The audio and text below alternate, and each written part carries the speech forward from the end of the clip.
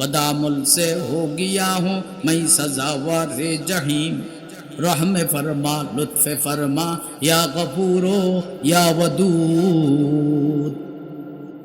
কলব বড় নাজুক, কলব বড় সূক্ষ্ম। ডাক্তারের পরীক্ষা নিরীক্ষায় অনেক সময় রোগ ধরা পড়ে না। নোয়াখালী থেকে কুমিল্লা পাঠায়, কুমিল্লা থেকে ঢাকা পাঠায়, ঢাকা থেকে সিঙ্গাপুর পাঠায়, সিঙ্গাপুর থেকে আমেরিকা পাঠায়, লন্ডন পাঠায়। করোনার সময় তারা রোগ খুঁজে পায় না, রোগের উপাদান পায় না, চিকিৎসার কোনো লাইনগার্ড পায় না। দুনিয়ার এই রোগ, দৈহিক শারীরিক রোগ যদি দৃশ্যমান হয়েও এটা দুনিয়ার জ্ঞান বিজ্ঞান দ্বারা এর সমাধান অনেকটা করা সম্ভব, তা সত্ত্বেও কোথাও কোথাও অসম্ভব হয়ে পড়ে, তাহলে সূক্ষ্ম কলবের চিকিৎসা দুনিয়াতে কিভাবে সম্ভব হবে? দুনিয়ার বিদ্যাপীঠে যারা পড়াশোনা করে তারা কিভাবে করতে পারবে? এই জন্য আল্লাহ তাআলা নবীদেরকে পাঠাইছেন যে ওই কলবের চিকিৎসার জন্য তোমরা দুনিয়াতে যাও। কলবের উপরে সাধনা করো, কলবের উপরে মেহনত করো। কলবে জাকির দে মুঝে और रोने वाली आंखों दे ताकि मैं रोता रहूं तेरे रिजा के वास्ते। কলবের উপরে সাধনা করো। মানুষের কলব যদি মুর্দা হয়, তারা যতই শক্তিশালী হোক তাদের পাওয়ার থাকবে না, তাদের পাওয়ার থাকবে না, তাদের ওয়াকার রোগ খতম হয়ে যাবে। আর যদি কলব জিন্দা হয়, তারা যতই দুর্বল হোক শারীরিকভাবে, তাদের সাহস থাকবে, বিজাতি তাদেরকে ভয় করবে। তাদের শারীরিকভাবে তারা দুর্বল হবে, কিন্তু জিহাদ করার সময় তাদের শক্তি চলে আসবে। বদরের মধ্যে সাহাবায়ে কেরাম সবচেয়ে দুর্বল ছিলেন। মক্কার মুশরিকদের তুলনায় তারা কত দুর্বল অস্ত্রে শক্তিতে, কিন্তু জিহাদের ময়দানে যেতে তারা কোনো ভয় পান নাই। সেখানে তারা কাফেরের বিরুদ্ধে অস্ত্র তুলে জিহাদ করতে কোনো ভয় করেন নাই। কেন? তাদের কলব জিন্দা ছিল। রাসূল সাল্লাল্লাহু আলাইহি ওয়াসাল্লামের সোহবতে তাদের কলব জিন্দা হয়ে গেছে। দুরফশানি নে তেরি কতরোं को दरिया कर दिया, दिल को रोशन कर दिया, आंखों को बीना कर दिया, खुद न थे जो राह पर गए रूह के हादी बन गए, क्या नजर थी जिसने मुर्दों को मसीहा कर दिया। আল্লাহর ওলিদের সোহবতে বসলে মুর্দা দিল জিন্দা হয়ে যায়, বেরাহ রাহয়াব হয়ে যায়। যার মুখে দাড়ি নেই তার মুখে দাড়ি চলে আসে, যার নামাজ ছিল না নামাজ চলে আসে, যার তেলাওয়াত ছিল না তেলাওয়াত চলে আসে, যার সিজদার মধ্যে মজা ছিল না সিজদা অভ্যস্ত হয়ে যায়। যে লোকটা ওযু করতে রাজি হইতো না, কারি ইব্রাহিম রহমতুল্লাহ আলাইহির সোহবতে এসে ওই লোকটা এখন অন্ধকার রাতে ওযু কইরা কইরা 12 তাসবিহ জিকির করতে তৈয়ার হয়ে যায়। কিসের শক্তি? কলবের শক্তি। এই কলব এমন একটা সুপার পাওয়ার মুসলমানদের জন্য আল্লাহ উপহার দিয়েছেন। এটাকে যে যত ঘষা মাজা করবে সে তত আগে জান্নাতে যাবে। এ উম্মত সব উম্মতের পরে এসেছে, কিন্তু আল্লাহ নবী বলে আল্লাহ আমাকে বলছে আমার উম্মত অন্য উম্মতের আগে জান্নাতে যাবে। ওয়ালাকাদ কাররামনা বনি আদম وحملناهم في البر والبحر ورزقناهم من الطيبات وفضلناهم على كثير ممن خلقنا تفضيلا। আমার ভাই, আমার দোস্ত, আল্লাহ তাআলা কোরআনে কারীমের মধ্যে 9 প্রকার কলবের নিন্দা করেছেন। এই 9 প্রকার কলব থেকে আমাদের দূরে থাকতে হবে। আর 3-4 প্রকার কলবের প্রশংসা করেছেন। এই 4 প্রকার কলব আমাদেরকে অর্জন করতে হবে। কলবের উপরে মেহনত এই জন্য করতে হবে যে আল্লাহর কাছে দেহের চেয়ে কলবের মূল্য বেশি। আল্লাহর কাছে দেহের চেয়ে কলবের মূল্য বেশি। কারণ দেহের রোগ শোক ক্ষমাযোগ্য। দেহের রোগ নিয়ে যদি কেউ মারা যায় কবরে তার গুনাহ মাফ হয়। বলেন সুবহানাল্লাহ। দলিল قال النبي صلى الله عليه وسلم أبشري يا أم العلاء فإن مرض المسلم يذهب الله به خطاياه كما يذهب النار خبث الذهب والفضة। রাসূল সাল্লাল্লাহু আলাইহি সাল্লাম বলেন, উম্মে আলা নামক এক মা, এক মহিলা ওনাকে দেখতে গেছেন। নবীজি তাকে দেখে বললেন, দেখলেন তার খুব জ্বর, অসুস্থ, কাঁপছে এবং দেখা দেওয়া যায় শরীয়তে এমন মহিলা। নবীজি বললেন, হে উম্মুল আলা, হে মা, তোমার তো অনেক অসুস্থ, তোমার জ্বর। দেখেন না এখন জ্বর আসলে, চিকুনগুনিয়া এইসব জ্বর আসলে কিন্তু মানুষ কি এক অবস্থা হয়, মাসকে মাস এগুলো থাকে। তো মুরব্বীরা কষ্ট পায়, বয়স্করা কষ্ট পায়, এখন তো যুবকরাও এইসব রোগ সইতে পারে না, মাসকে মাস থাকে, কষ্ট পায়। নবীজি বলেন, তুমি এই যে কষ্ট পাচ্ছ রোগে, তোমাকে একটা সুসংবাদ দেই। আমার আল্লাহ বলছেন, ইমানদার পুরুষ, ইমানদার মহিলার যদি রোগ, জ্বর, সর্দি, মাথা ব্যথা, কাশি, চিকনগুনিয়া এই জাতীয় যত রোগ কিয়ামত পর্যন্ত আবিষ্কার হবে এগুলো হয়, তো আল্লাহ পাক তার জীবনের গুনাহগুলো মাফ করে। তাহলে বোঝা গেল দেহের রোগ, শারীরিক রোগ, এটা আল্লাহর কাছে কি ভালো, আল্লাহর কাছে কি বলেন ভালো। শারীরিক রোগ আল্লাহর কাছে ভালো। এক সাহাবী মারা গেছেন, হঠাৎ করে এক ওয়াক্ত নামাজও তার কাজা হয় নাই। সাহাবারা বললেন, তো ভাগ্যবান মানুষ, এক ওয়াক্ত নামাজও তার কাজা হয় নাই, অসুস্থ হয় নাই। নবীজি বললেন, এমনটা বলো না, তার যদি কোনো রোগ হতো, রোগ নিয়ে সে মারা যেত, তাহলে এই রোগটা কবরে আল্লাহর কাছে তার পক্ষে সুপারিশ করত। কি করতো? সুপারিশ করত। রোগ শোক এটা ভালো মানুষেরও হয়।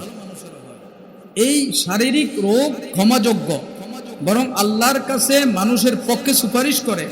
আল্লাহ, এই লোকটা এত বছর বিছানায় পড়া ছিল, আল্লাহ এই লোকটা এত বছর অন্ধ ছিল, আল্লাহ এই লোকটা এত বছর আপনার মাথা ব্যথা নিয়ে কষ্ট পাইছে, এই লোকটা এত বছর কোমর ব্যথার রোগী ছিল, এই লোকটা এত বছর প্যারালাইসিস ছিল, এই লোকটার এত বছর ক্যান্সার রোগ ছিল, এই লোকটার এই রোগ ছিল, আল্লাহ তারপরেও সে ধৈর্য ধরেছে, চিকিৎসা নিয়েছে, এটা আল্লাহর হুকুম, নবীর সুন্নাহ, নির্দেশ। কিন্তু আপনার প্রতি সে অসন্তুষ্ট ছিল না, তখন আল্লাহ পাক ফেরেশতার সুপারিশ কবুল করবেন এবং এই রোগের বরকতে রোগীকে ক্ষমা করবেন। এই জন্য মা, খালা, বোনদেরকে বলবো, আপনারা ঘরের মধ্যে আপনাদের অনেক রোগ শোক হয়, পুরুষরা তো অসুখ হইলে রাস্তাঘাটে যায়, আপনারা তো সেটা পারেন না, কিন্তু মনে রাখবেন, পুরুষরা রোগ শোক হইলে তাদের যত গুনাহ মাফ হবে, মহিলারা রোগ শোকে তাদের গুনাহ বেশি মাফ হবে, কারণ তারা তো পুরুষদের মতো ঘুরতে পারে না। এই জন্য ভাই, কলব আরেকটা হলো দেহ। আমাদেরকে আল্লাহ দুইটা জিনিস দিয়েছে। এই যে দেহ, এই যে জিসিম, এই যে দেহটা, এই দেহের রোগ এটা ক্ষমাযোগ্য, এটা ভালো। এই রোগ দ্বারা আল্লাহ তাআলা মানুষকে ক্ষমা করে, কিন্তু কলবের রোগ ক্ষমাযোগ্য নয়। কলবের রোগ নিয়ে যদি কেউ মারা যায়, নবীর পিতা হলেও আল্লাহ তাকে জান্নাত দিবে না। বলেন নাউজুবিল্লাহ। দলিল বুখারী শরীফ। ক্বালান নবিয়্যু সাল্লাল্লাহু আলাইহি ওয়াসাল্লাম, আল্লাহর নবী বলেন, ইয়ালকা ইব্রাহিম ওয়া আবাহু আযারা ইয়াউমাল কিয়ামাহ ওয়া আলা ওয়াজহি আবিহি কাতারাতুন ওয়া গাবারা। বুখারীর হাদিস। কিয়ামতের ময়দানে ইব্রাহিম আলাইহিস সালাম হাঁটতে থাকবেন, হঠাৎ বাবার সাথে দেখা হবে। বাবা ছেলেকে চিনবে, ছেলে বাবাকে চিনবে। কোরআনের যে আয়াতে আছে, কিয়ামতের দিন কেউ কাউকে চিনবে না, এটা হলো কিয়ামতের শুরুকালে, কিয়ামতের শুরু সময় এই অবস্থাটা হবে। যখন শেষ দিকে সময় আসবে, হিসাব নিকাশের শুরু, তখন আবার কেউ কাউকে চিনতে পারবে, কেউ কাউকে চিনতে পারবে, সবাই না। ওয়ালা ওয়াজহি আবিহি কাতারাতুন ওয়া গাবারা। ইমাম বুখারীতে লিখেছেন, ইব্রাহিম আলাইহিস সালাম বাবাকে দেখা মাত্র দেখবেন বাবার চেহারা মলিন, কাঁদছেন।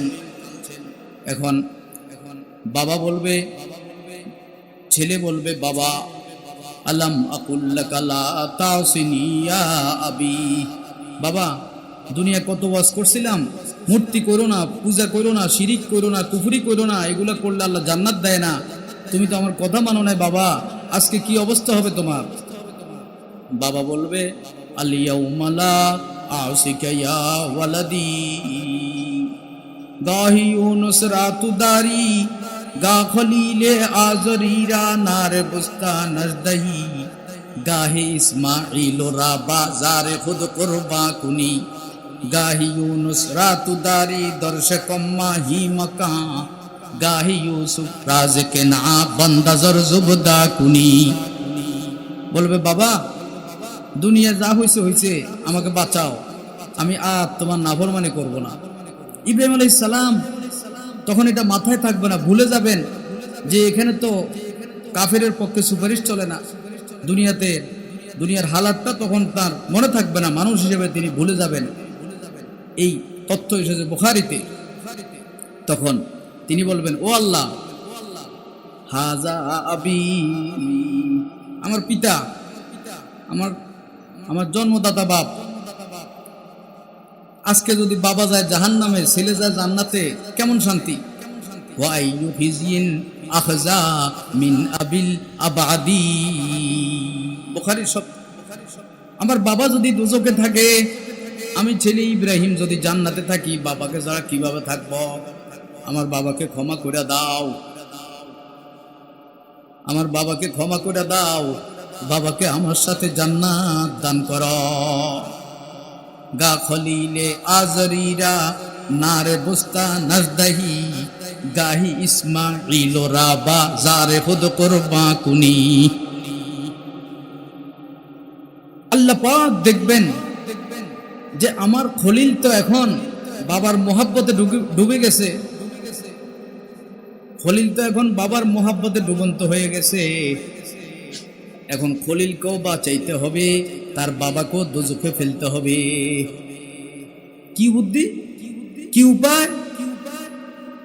আল্লাহ তাআলা বলবেন, আলাম তাআলাম ইয়া ইব্রাহিম ইন্নী হারামতুল জান্নাতা আলাল কাফিরিন। ও ইব্রাহিম, দুনিয়ায় তোমাকে আইন দিয়েছিলাম, সুহুফে ইব্রাহিমের মধ্যে জানিয়ে দিয়েছিলাম, কাফেরদের জন্য জান্নাত চিরতরে আমি হারাম করেছি। কাফের মুশরিক চিরতরে তাদের জন্য জান্নাত হারাম। কুফর শিরিক পূজা নিয়ে যে মারা যাবে, তার সকল সাধনা বাতিল। কুফর শিরিক পূজা, রাসূল সাল্লাল্লাহু আলাইহি সাল্লামের ধর্মের বিপরীত যত মতবাদ, এগুলো নিয়ে যে মারা যাবে, তার জন্য চিরতরে জান্নাত হারাম। আমি বলেছি, তোমার বাবা শিরিক কুফর করে মারা গেছে, তওবা করে নাই, ঈমান আনে নাই, আমি তাকে জান্নাত দেব না। এটা বলে আল্লাহ তাআলা ছেলের থেকে বাবার মহব্বত দূর করার জন্য আল্লাহ বলবেন, তার বাবাকে কাঁচা পায়খানা মাখা শুয়ারের আকৃতিতে রূপান্তরিত করে দাও, যেন তার দিকে তাকাইলে তার বাবা, তার ছেলে বাবার কথা ভুলে যায়। মুহূর্তের মধ্যে তার বাবা বিকৃত ঘৃণিত জন্তুর আকৃতিতে রূপান্তরিত হবে। এর মধ্যে হযরত ইব্রাহিম যখন তাকাবে, এখন আর বাবাকে পাবে না, দেখবে ভয়ঙ্কর ঘৃণিত দুর্গন্ধময় জন্তু, সাথে সাথে বাবার কথা ভুলে যাবে, সুপারিশ করা বন্ধ করবে। আল্লাহ এ অবস্থায় তার বাবাকে অপমানিত, লাঞ্ছিত করে দোজখের মধ্যে ফেলে দিবেন। আর বিশ্ববাসীকে জানিয়ে দিলেন যে দেখো, সবচেয়ে বড় বন্ধু ইব্রাহিম, যে নাকি অগ্নিকুণ্ডে নিক্ষিপ্ত হয়েছে, আগুনে নিক্ষিপ্ত হয়েছে আমার জন্য, সেই ইব্রাহিমের বাবাকেও আমি জান্নাত দেই নাই, তার সুপারিশ আমি কবুল করে নেই। কেন? তার কলবে রোগ আছে। কলবে জাকির দে মুঝে और रोने वाली आंखों दे ताकि मैं रोता रहूं तेरे रज़ा के वास्ते। কলবের রোগ এত ভয়ঙ্কর। ইব্রাহিম আলাইহিস সালামের বাবার দিলে রোগ ছিল কুফরের রোগ, শিরিকের রোগ, পূজার রোগ। আজকে মুসলমান বৈশাখী মেলাতে শিরিক করে, হিন্দুদের পূজার মেলাতে মুসলমানও দলে দলে যায়, ওই দিন হিন্দুদের কালচার গ্রহণ করে, বিভিন্ন দিবসগুলোতে বিজাতীয় কালচার গ্রহণ করে, কবরের মধ্যে ফুল দেওয়া থেকে শুরু করে দিবস থেকে শুরু করে মুসলমান যেই পথে হাঁটতেছে এটা বড় ভয়ঙ্কর পথ। সাবধান, আল্লাহ নবীর সুপারিশ আল্লাহ কবুল করবে না যদি বিজাতীয় কোনো ভালোবাসা, বিজাতির কোনো ফাংশন, তাদের কোনো কিছুর সাথে যদি কোনো সম্পৃক্ততা থাকে, কোনো সুপারিশ আল্লাহ কবুল করবেন না। তার প্রমাণ এই হাদিস। बदामल से हो गया हूँ मैं सजावारे जहीम, रहमे फरमा लुत्फ़े फरमा या गफूरो या वदूद, कश्मकश से ना उम्मीदी की हुआ हूँ मैं तबा, देख मत मेरे अमल कर लुत्फ़े पर अपनी निगाह, मासियत की कश्मकश से हो गया हूँ मैं तबा, अपने लुत्फ़ो फजलों से तू कर अता या रब मुझे, अपने लुत्फ़ो फजलों से तू कर अता या रब मुझे। এজন্য ভাই শারীরিক অসুস্থতা এটা ভালো, এটার দ্বারা ইমানদারের লাভ, দুনিয়াতে তার গুনাহ মাফ হয়, আখিরাতে আল্লাহ তার হিসাব সহজ করে দেয়, আখিরাতে হিসাব সহজ করে দেয়। ভালো ভালো মানুষ কথা বলতে পারে না, ভালো ভালো মানুষ 18 বছর বিছানায় পড়া, হ্যাঁ, শেখুল হাদিস মোল্লা হামিদ জহির সাহেবের পিতা মুফতি দেলাওয়ার হোসেন, আমার ওস্তাদ মুফতি দেলাওয়ার হোসেন, হ্যাঁ, হাফিজাউল্লাহ, দেশের নাম করা মুফতি, ওনার শ্বশুর, মুফতি দেলাওয়ার শ্বশুর তো শাইখুল হাদিস মুফতি সব কিছু, শাইখুল হাদিসদের ওস্তাদ, ওনার শ্বশুর হাফেজ মাওলানা 18 বছর বিছানায় পড়া। রোজার সময় কিন্তু ঠিকই কথা বলতে পারে না, কিন্তু রমজানে রোজা রাখে, ওই সময় কেউ খাওয়াইতে পারে না। 18 বছর কথা বলতে পারে না, বিছানায় পড়া। এরকম জায়গায় জায়গায় অনেক ভালো ভালো মানুষ অসুস্থ, দৈহিক রোগ শোক, এটা কোনো দোষ নয়, কলবের রোগটা হলো রোগ, কারণ কলবটা আল্লাহর কাছে আসল, কলবের রোগটাই হলো রোগ, কলবের সমস্যাটাই হলো সমস্যা। এজন্য আল্লাহর নবী বলেন, ইমাম মুনজিরি রাহিমাহুল্লাহ আত-তারগীব কিতাবে বলেছেন, এই হাদিসের সনদ সহিহ, লা ইয়াস্তাকিমু ঈমানু আবদিন হাত্তা ইয়াস্তাকিমা কলবুহু, মুমিন ততক্ষণ মুমিন হয় না, মুসলমান ততক্ষণ মুসলমান হয় না, পুরুষ ততক্ষণ মুসলমান হয় না, মহিলা ততক্ষণ মুসলমান হয় না, যতক্ষণ না তার কলব শুদ্ধ হয়। কলব যতক্ষণ শুদ্ধ না হবে তার ঈমান কবুল হবে না। শুদ্ধ কলবকে বলে কলবে সলিম।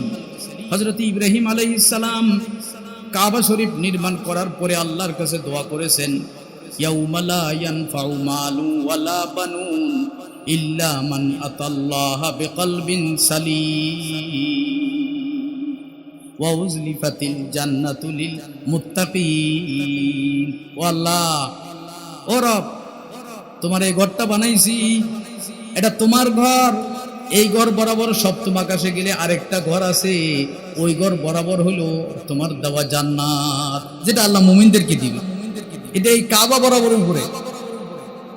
ও আল্লাহ, এখন তোমার কাছে দোয়া করতেছি, কি দোয়া? দোয়াটা হইল, আল্লাহ, কিয়ামতের দিন কলবের রোগ নিয়ে যারা উঠবে তাদেরকে তুমি ক্ষমা করবা না, অতএব আমাকে শুদ্ধ সুস্থ কলব নিয়া কিয়ামতের ময়দানে হাজিরা দেওয়ার যোগ্যতা দিয়ে দিও। বলেন আমিন। কলব যেন শুদ্ধ হয়, কলব যেন সুস্থ হয়, সুস্থ কলব নিয়ে যেন আমি কিয়ামতের ময়দানে হাজির হইতে পারি। সুস্থ কলব কাকে বলে? সুস্থ কলব বলে যেই কলবের মধ্যে 9টা দোষ থাকে না, 9টা দোষ থাকে না। সব বলবো না, একটু একটু বলে কথা শেষের দিকে চলে যায়। যেই কলবের মধ্যে 9টা দোষ থাকে না, সেই কলবকে বলে সুস্থ কলব। 1 নাম্বার, কলব নরম হয়। কুলুবুকুম মিন বাদি যালিকা ফাহিয়া কাল হিজারা আও আশাদ্দু কাসওয়া।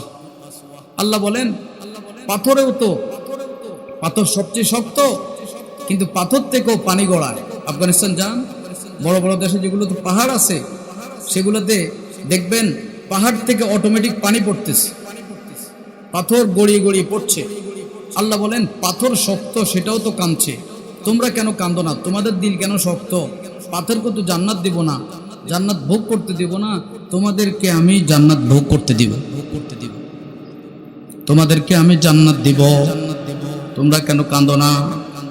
रोते रोते सीना मेरा, रोते रोते सीना मेरा पारा पारा हो गई।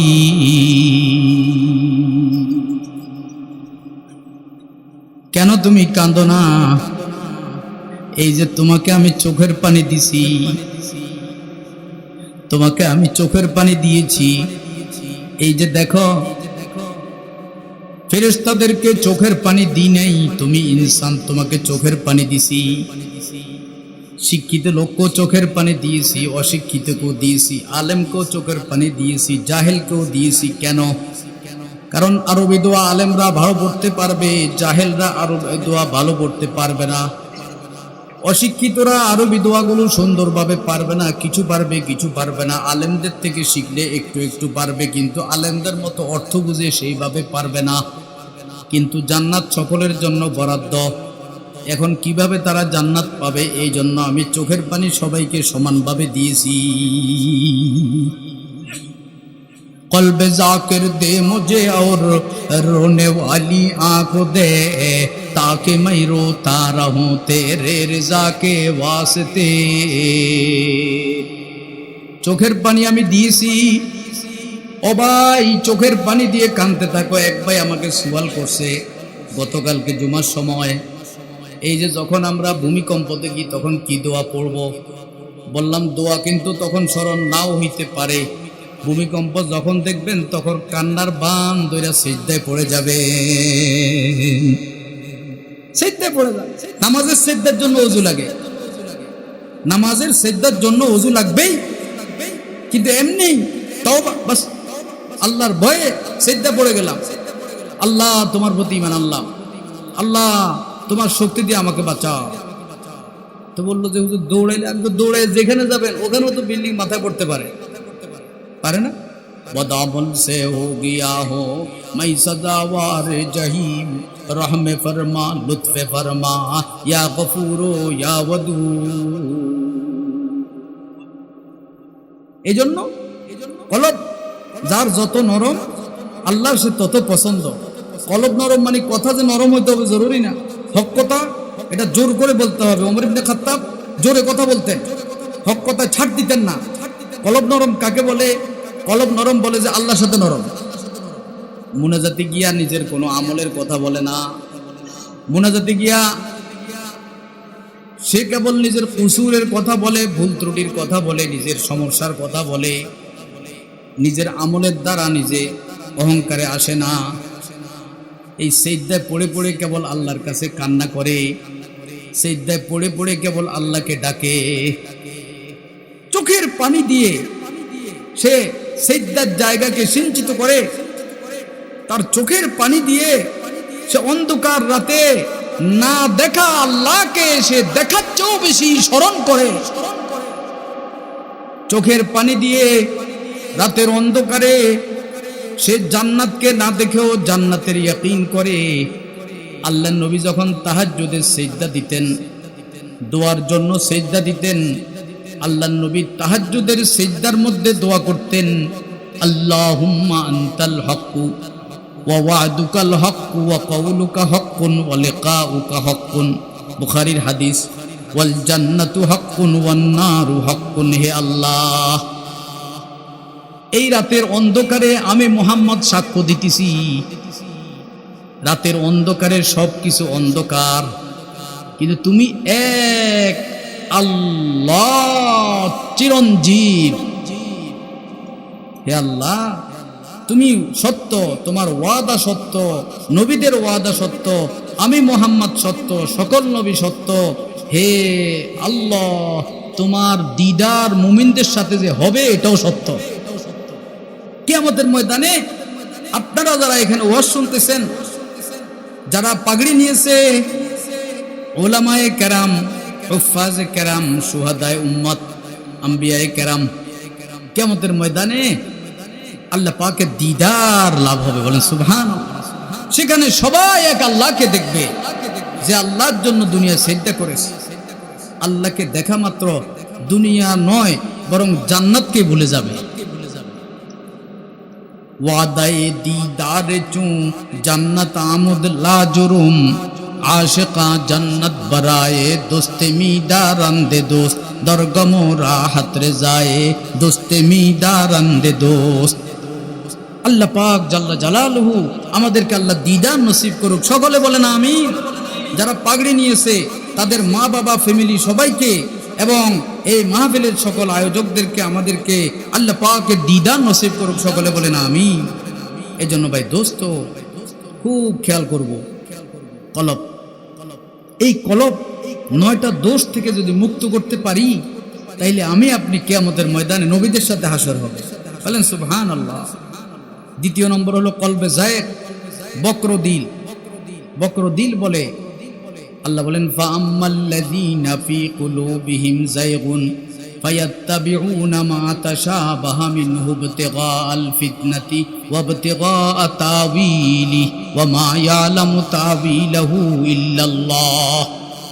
বক্রদিল বলে যারা রাসূল সাল্লাল্লাহু আলাইহি সাল্লামের শরীয়তকে কোরআন হাদিস দিয়ে বুঝতে চায় না, ত্রুটিপূর্ণ যুক্তি দিয়ে, অপূর্ণ এবং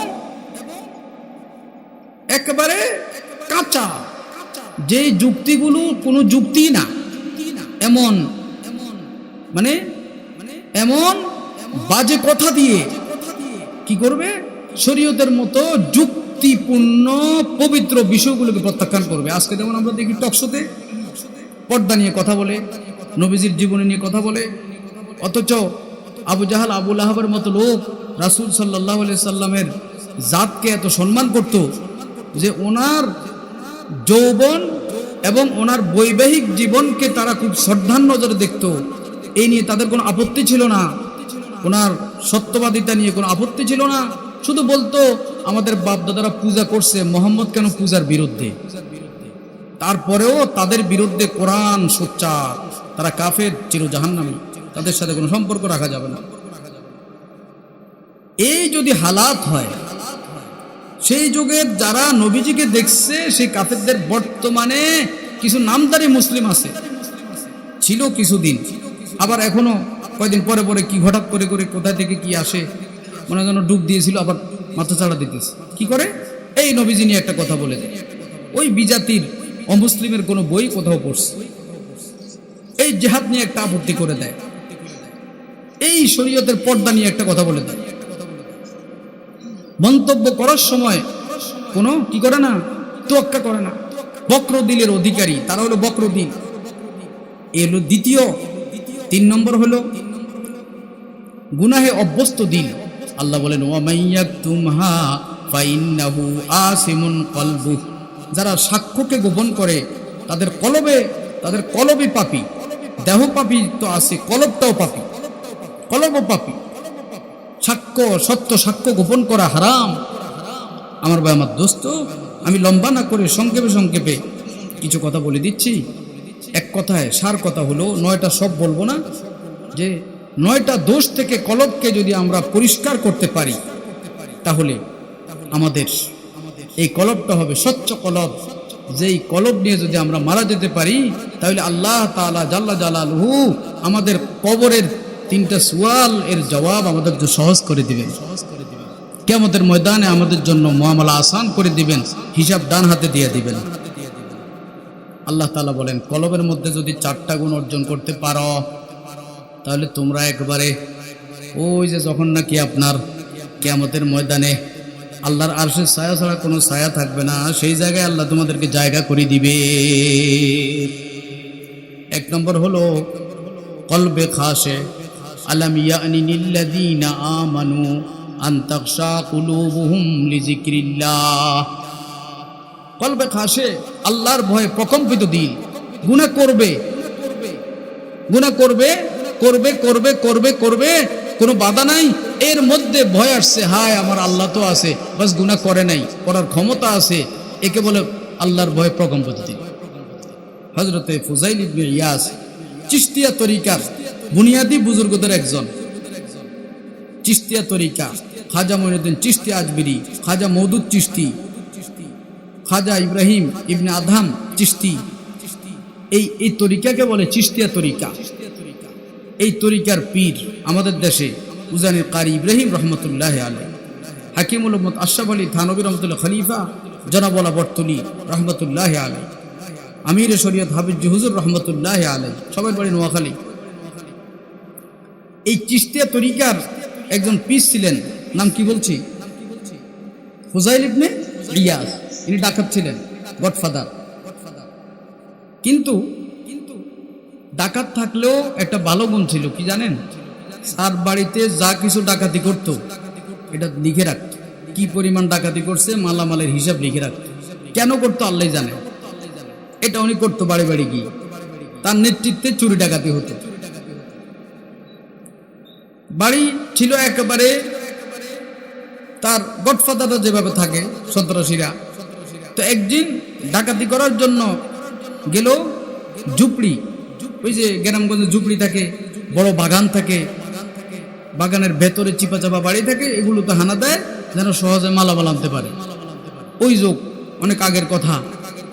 তিনি দলবল নিয়ে বললেন যে তোমরা এখানে দাঁড়াও, ওই বাড়িটা আমি দেখে আসি কি অবস্থা, কেউ জাগনা আছে না ঘুমন্ত, সেখানে আমরা যাব। শীত, হাড় কাঁপানো শীত, মানে মাঘ মাসের শীত যেটা। উনি গেছেন, শরীর কাঁপছে, কোনো বিল্ডিং নাই, টিন নাই, সেই গাছের পাতা পুতা দিয়ে একরকম করে একটা ঘর করা, এটার ভেতর থেকে কান্নার আওয়াজ আসতেছে। আল্লাহু আকবার বলেন না, আল্লাহু আকবার। সেটার ভিতর থেকে কান্নার আওয়াজ আসতেছে, কাঁদতেছে কে যেন একটা লোক একা একা। আরে অন্ধকারে লোকটা একা কেন কাঁদে, নাকি অসুস্থ? এখন দেখে লোকটা অসুস্থতার কারণে কাঁদছে না, লোকটা কারো ভয়ে কাঁদতেছে। বলেন আল্লাহু আকবার, আরো জোরে বলেন আল্লাহু আকবার। লোকটা কারো ভয়ে কাঁদতেছে। আরে অন্ধকারে কাকে ভয় করতেছে? এখানে তো কোনো কেউ নেই, আমি না সন্ত্রাসী, আমার হাতে অস্ত্র। এই অন্ধকার ঘরে লোকটা কি কাঁদতেছে, কেন কাঁদতেছে? ইয়া ইলাহি মুঝকো মুঝসে দূর কর, তাকে দেখো মুঝ মে তুঝকো এক নজর। ইয়া ইলাহি মুঝকো মুঝসে দূর কর, তাকে দেখো মুঝ মে তুঝকো এক নজর। হাজী সাহেব আল্লাহর কাছে কাঁদে কি সুন্দর করে। সাইয়্যিদুত তায়েফা হাজী আমদাদুল্লাহ আল্লাহর কাছে বারে, হাজী আমদাদুল্লাহ बाहर बिहक़ हाजी यमदाद अल्लाह, इलाही हमको यमदादो अता दे। पे खम खानिए शेखुल मशाइख रशीद अहमद नए रुशदो हुदा दे। हाजी साहब अल्लाहर कासे कांदे, मेरा ज़ाहिर सवर जाए इलाही, मेरे बातिन की जुल्मत दूर कर दे। मेरा ज़ाहिर सवर जाए इलाही, मेरे बातिन की जुल्मत दूर कर दे। बेहक़्क़े सरवरे आलम मुहम्मद, बेहक़्क़े बरतरे आलम मुहम्मद। আমি গুনাহগার হইতে পারি, আমার নবী তো তোমার প্রিয়, তার উসিলে আমাকে ক্ষমা করে দাও। बिहक़्क़े सरवरे आलम मुहम्मद, बिहक़्क़े बरतरे आलम मुहम्मद। আল্লাহ আল্লাহ। এই অন্ধকারে ঘরের ভিতরে কাঁদছে, কার কাছে কাঁদছে? কানটা লাগাইয়া দিছে ঘরের দিকে, কান লাগাইয়া শুনতেছে। সে কাঁদতেছে এমন এক জাতের ভয়ে, যেই জাতকে দুনিয়া দেখা যায় না, আল্লাহ আল্লাহ বলে কাঁদতেছে। এখন এই ডাকাতের প্রধান বলতেছে, এই ডাকাতের প্রধান বলতেছে, হায় রে, এই রাতের অন্ধকারে এই লোকটা যে আল্লাহকে দেখে না, তার বয়সে কাঁদতেছে। যে আল্লাহকে সে জীবনে দেখেও নাই, তার ভয়ে কাঁদতেছে। যে জান্নাতকে সে দেখেও নাই, তার ভয়ে কাঁদতেছে। না দেখেও সে কাঁদতেছে। আল্লাহর ভয়ে যদি এই লোকটা এত প্রকম্পিত হয়, এত কাঁদে, তো এই লোকটা যে আল্লাহর বান্দা, আমি ফুজাইল ডাকাতদের প্রধান গডফাদার, আমিও তো সে আল্লাহর বান্দা। এই লোকটা যে আল্লাহর ভয়ে কাঁদতেছে, সে আল্লাহর কাছে আমাকেও তো হাজিরা দিতে হবে। রাতের অন্ধকারে যখন সে কাঁদতেছে, তাহলে আমাকে শিক্ষা নিয়ে এখনই তওবা করতে হবে। ঘরের ভিতর গিয়া লোকের হাতে হাত দিয়া বলবো, বাবা তোমার ঘর ডাকাতির জন্য আসছি, এখন হাতে হাত দিয়া বলি যে আল্লাহর ভয়ে তুমি কাঁদতেছো, আজকে থেকে ফুজাইলও সে আল্লাহর ভয়ে কাঁদবে,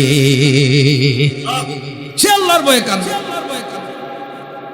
এই আল্লাহর ভয় শিক্ষা দেয় এই কাসমুল উলুম মাদ্রাসা। এই দেশের মাদ্রাসাগুলো উলামায়ে কেরাম সেই ভয়ের প্রশিক্ষণ দেয়, সেই ভয়ের প্রশিক্ষণ দেয়। সেই ভয় যদি অর্জন হয়, তখন আমরা জিহাদকে বলবো না।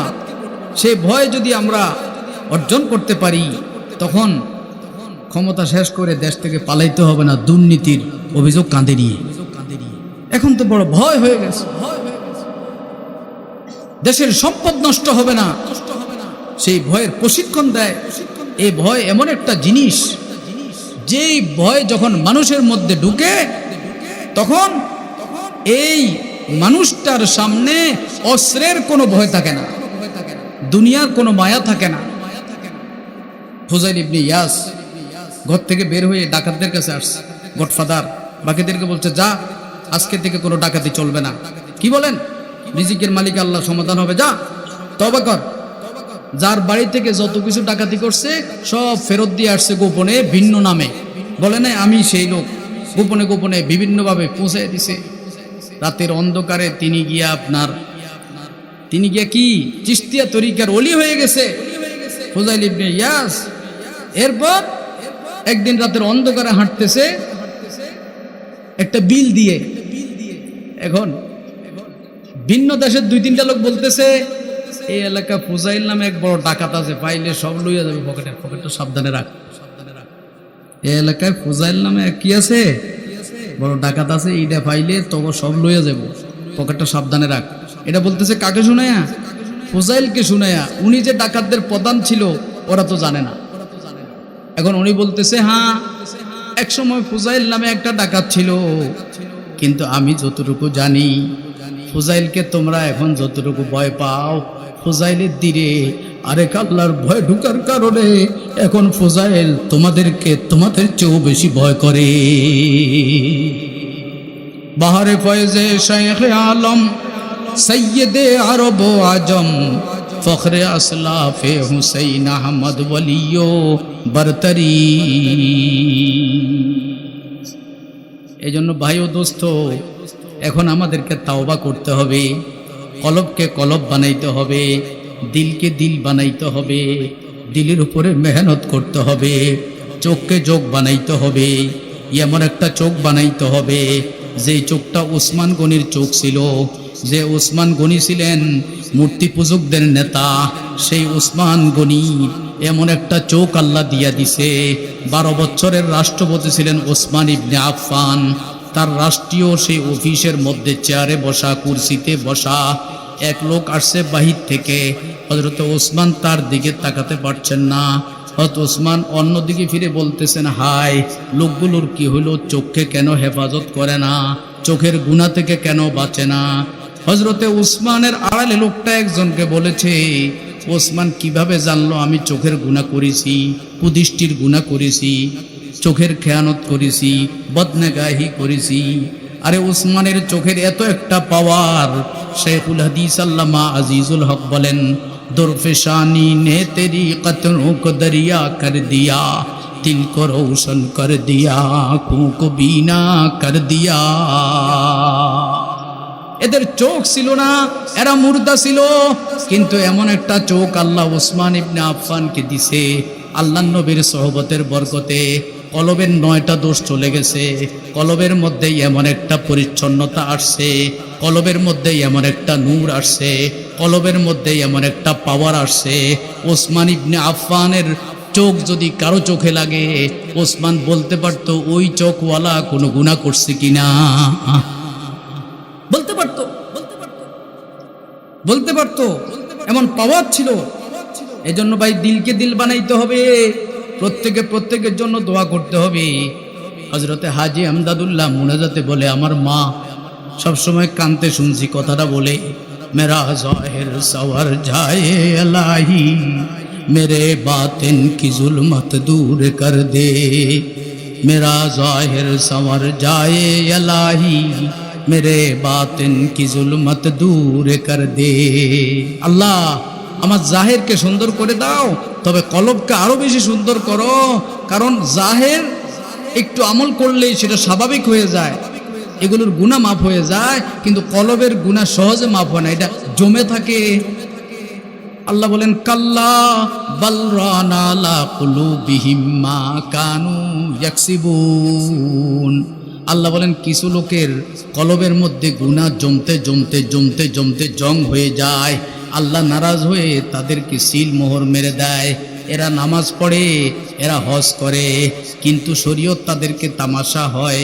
নামাজ পড়ে কিন্তু গুনাহকে কোনো গুনাহই মনে করে না। একটু হলো গুনাহ হয়ে গেছে, মানবিক দুর্বলতার কারণে গুনাহ হয়ে যাচ্ছে, আর হলো পরিকল্পিত গুনাহ। মেরা জাহির সওয়ার যায় ইলাহি, मेरे बातिन की जुल्मत दूर कर दे, मेरे बातिन की जुल्मत दूर कर दे। আল্লাহ পাকের ইশক, আল্লাহ পাকের মারিফত, আল্লাহ পাকের ভালোবাসা, আল্লাহ পাকের মোহাব্বত, এটা দিলের মধ্যে যত জমবে, কলবের মধ্যে যত এটা সঞ্চিত হবে, কলবের মধ্যে যত এটা আস্তে আস্তে গভীর হবে। একজন মানুষ এই নামাজ পড়লো, এই রোজা রাখলো, এই হজ করলো, এই জাকাত দিল, এই ছেলেকে হাফেজ বানাইলো, এই কোরআন পড়লো, এই তেলাওয়াত করলো, শেষ রাতে জিকির করলো, শেষ রাতে তাহাজ্জুদে সিজদা দিল, আল্লাহকে জিকির করলো, 6 তাসবিহ করলো, 12 তাসবিহ করলো, আলেম ওলামাকে মহাব্বত করলো, মাসালা শিখলো। এই যে আল্লাহ নবী বলেন, কেউ যদি একটা মাসালা শিখে, খায়রুম মিন আলফি রাকা, এক সকাল যদি একটা মাসালা শিখার জন্য আসে, আমল না করলেও 1000 রাকাত নফলের চেয়েও বেশি সওয়াব আল্লাহ দান করবে।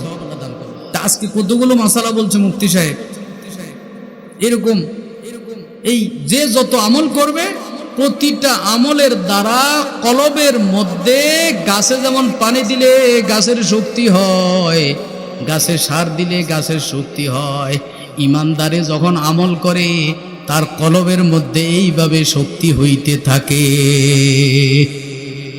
তৈয়ার আছে কিনা ইনশাআল্লাহ? এবং কলব অর্জন করতে তৈয়ার আছে কিনা ইনশাআল্লাহ? কলবের উপরে সাধনা করতে করতে করতে করতে করতে করতে কলব এমনও অবস্থা হয়, মৃত্যুর সময় দুনিয়ার মজার কথা ভুলে যায়।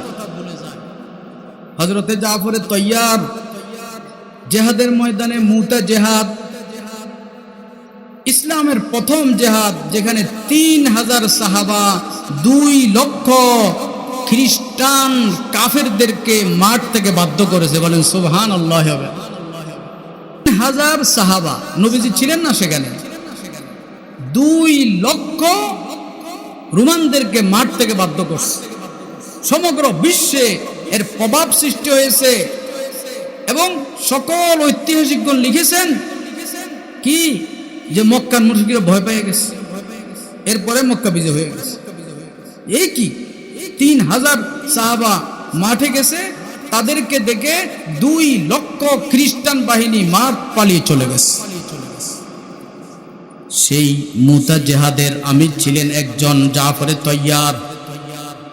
হযরতে জাফর দুশমনের উপরে আক্রমণ করতে করতে, নবীজির চাচাতো ভাই, দুশমনের উপরে আক্রমণ করতে করতে ডান হাত কাটা গেছে, আরেক পর্যায়ে বাম হাত কাটা গেছে। হাতের বাহু দিয়ে কোনোভাবে অস্ত্র আপনার পতাকাকে ধরে রাখছে, এখনো পতাকা ছাড়ে নাই, আবারও আঘাত আসছে। আরেক সাহাবা বলেন, বুখারী শরীফের বর্ণনা, তার সামনের অংশে গনে গনে 90-এর অধিক আমি তরবারি বর্ষার চিহ্ন পেয়েছি। সামনে এত আঘাত পেয়েও মাঠ ছাড়ে নাই। এক পর্যায়ে তিনি পড়ে গেছেন, এখন মারা যাবেন আলামতে বোঝা যাচ্ছে। সঙ্গী সাথীরা তখন বলল, 1-2 ফোঁটা পানি দাও।